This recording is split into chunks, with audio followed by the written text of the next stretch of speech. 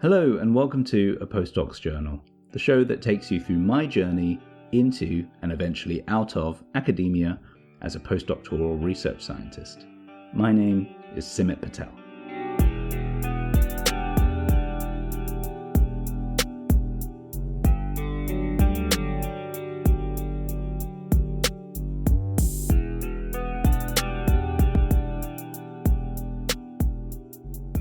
Hello, and thank you very much for joining me. Welcome to episode 2, Feeling Self-Conscious. For those of you who are perhaps new to the show, each week what I do is I read entries from my own personal journal from about 12 years ago when I started working in academia as a research scientist, as a postdoc, and then I reflect on it and I share my thoughts with the benefit of 12 years of hindsight. If you are a student or a postdoc, or if you're just someone who's generally struggling in academia, I hope that by sharing my personal experience with you, you perhaps feel a little bit less alone. I guess this would make more sense if you listen to these episodes in order. So if this is the first episode you're listening to, perhaps you should go back and listen to episode 1 first, and then you'd probably have a bit more context as to what's going on today. So in today's episode, we jump to about 2 weeks into my new postdoc. It was February, and if I recall, it was the coldest winter I had experienced in Germany. I think it got down to minus 14 degrees Celsius. It was cold. But I arrived in Germany about a week before I started my new job. I remember it was January 25th that I landed. It was a British Airways flight, I remember. And I actually got everything sorted. I found a place to live. I registered, I opened a bank account, I did all the things I needed to do, and I was ready to start my new job.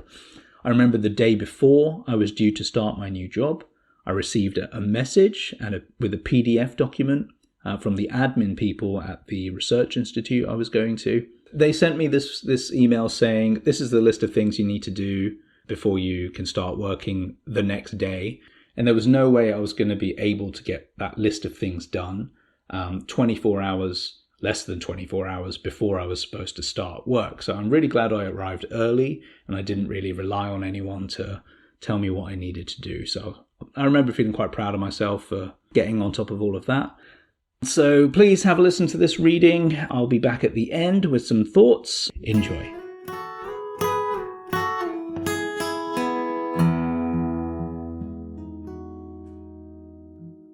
February 15th, 2012.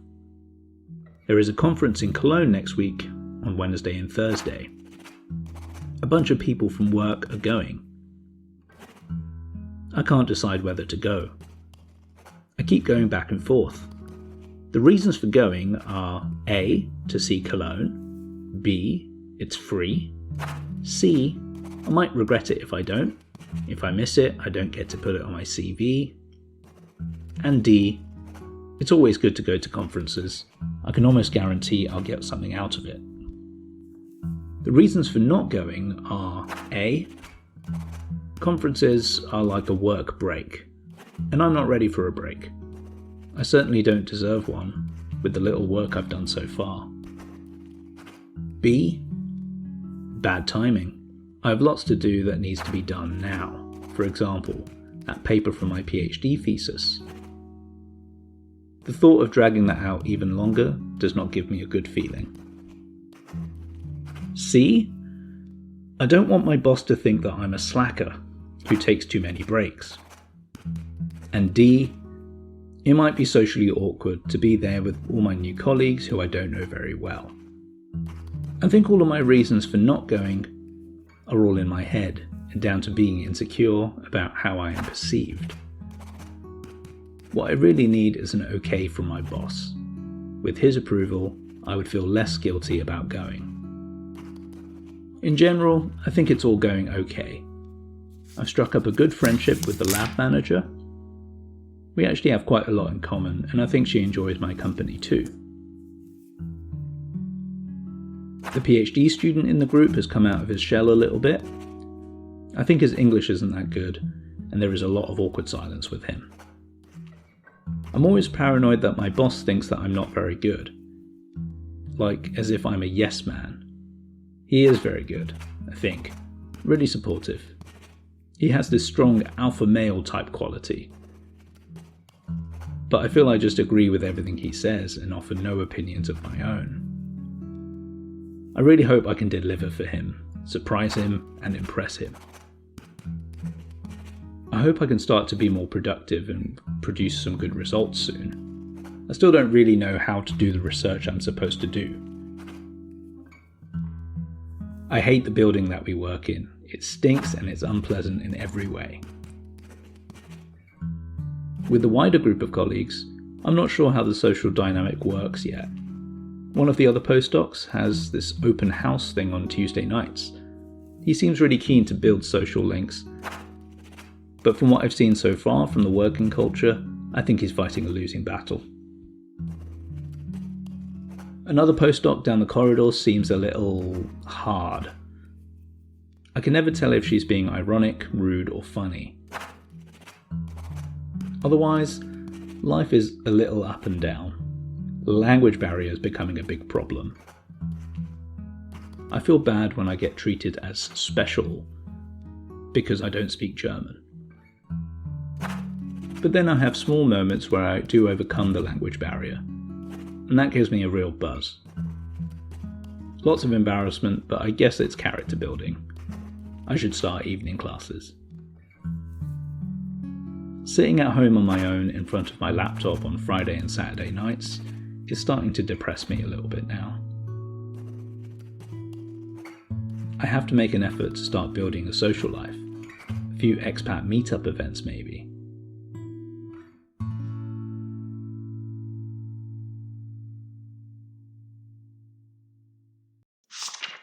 Okay, thank you very much for listening to that.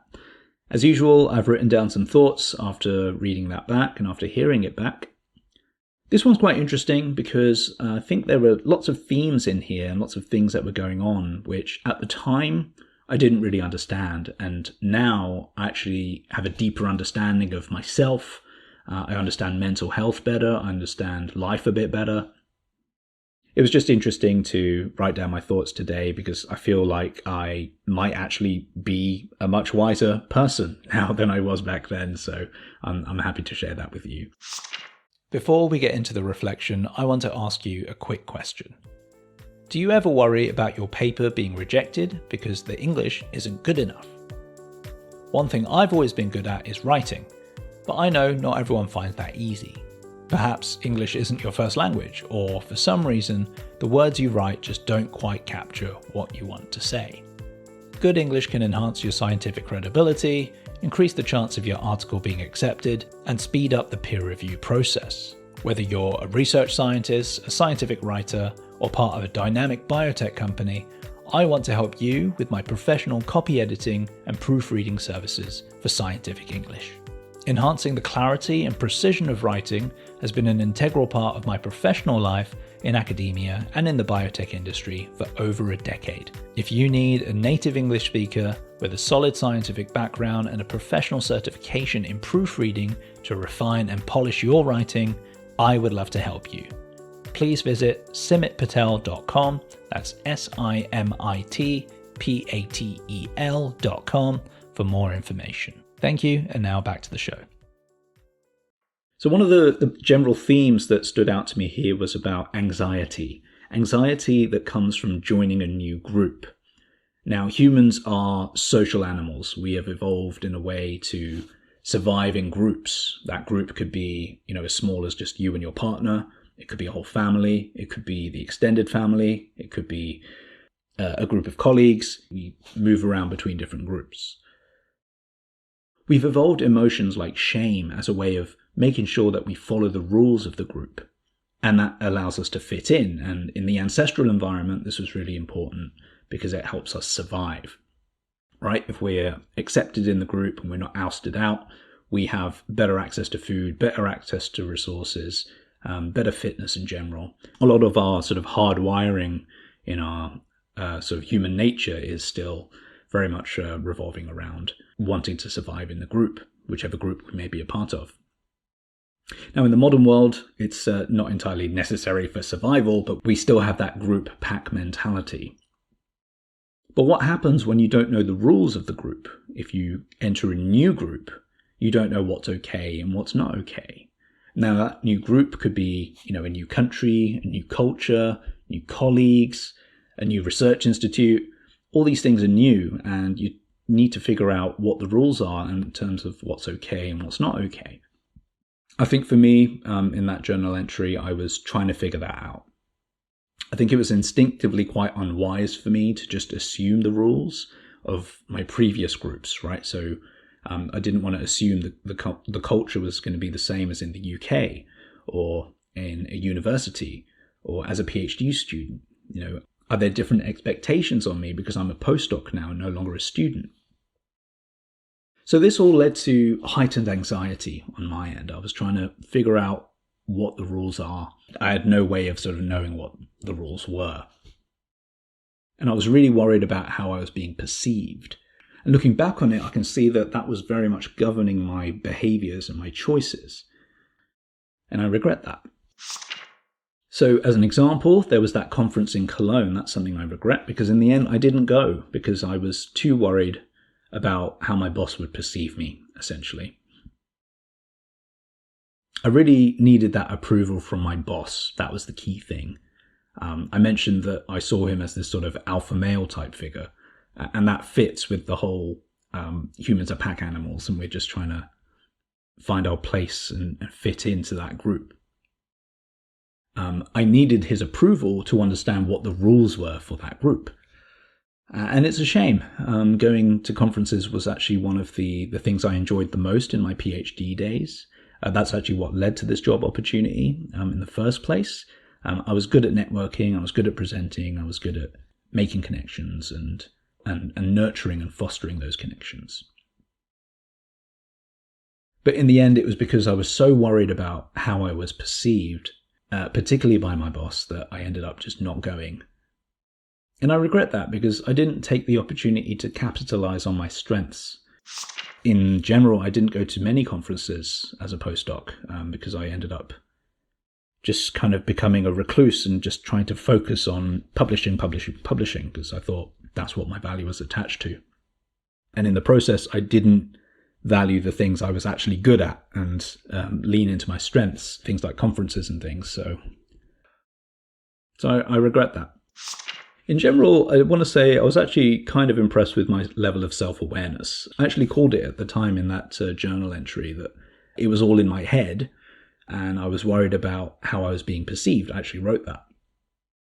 But at the time, I still didn't actually understand those emotions of fear and shame and how to address them. I knew it was something happening in my head, but I didn't know why or what that meant and how to make better choices in spite of those things. I just didn't have the tools at the time. I mentioned the open house thing on Tuesday nights from my colleague, another postdoc in the corridor in which I worked. This actually ended up being a really fun thing and probably one of the highlights and most fun memories of that period of my life. The other postdoc that I mentioned who organized it, he actually became one of my closest friends at the time. Super nice guy, really good scientist, and he's actually still in academia and he's doing extremely well. This is the first mention of loneliness. This will actually become a recurring theme for me. I said something about sitting at home on my own in front of my laptop Friday, Saturday nights and things like that. To be honest, it wasn't new to me. I was pretty lonely throughout my PhD and even before that.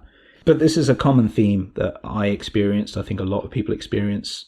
And fundamentally, this is one of the reasons why I'm doing this podcast is to make other people in the position I was in perhaps feel a little bit less alone. So there you have it. It was really good to recap that journal entry. What I really liked about that one was that I have a much better understanding of emotions like shame and fear and the role they play in social groups. And I'm able to look back on that entry and understand what I was experiencing a lot better now. It feels quite healing for me in some ways. It's like having a conversation between a wiser version of myself today with a younger, much stupider version of myself from 12 years ago. I do wish that I had understood my emotions a bit better at the time. I was experiencing, fear of rejection from the group. And that was very much governing my choices and behavior, like that conference that I ended up missing out on, and how I craved that approval of my boss. And I wonder how different my postdoc journey would have been if I went into it with a better understanding of my emotions. Perhaps I would have made better choices and I would have had fewer regrets today. In the next episode, we have a little time jump to about a month in the future. The next journal entry is right before I'm about to board a plane at Frankfurt Airport. As you'll see, I'll spend the next few weeks going back into the lab and attempting to build some kind of life in Germany. And as you'll find out, neither of those is going particularly well for me. Thank you very much for joining me. I hope that was valuable for you in some way. And until next week, please be kind to yourself and have a great week.